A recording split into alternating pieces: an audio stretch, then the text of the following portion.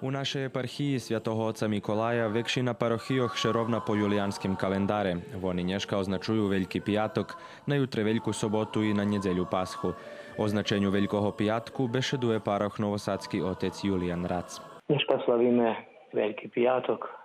Povedli by sme najžalostnejší deň nielen u roku, ale i u histórii človečenstva. Hoďam za tých, ktorí veria.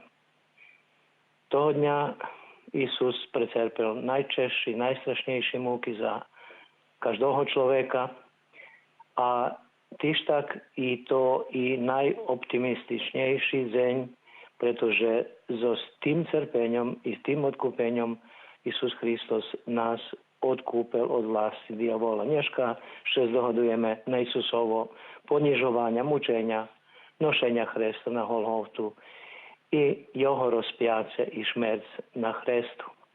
Tak isto i jeho chovanie. Najoptimističnejšie, že to deň, ktorý privodzi do voskresenia. Dneška strohý post a u našich cerkvoch še slúži utriňa so sčítaním 12 evangelioch i večúrňa so spokladaním plaščanici a vierníky prichodze k Isusovomu hrobu. Za Veľkú noc na dneškajší deň pririchtujeme še i so národným obyčajom písania písankoch, ktorí, jak i same šveto voskresenja, symbolizujú počatok nového života.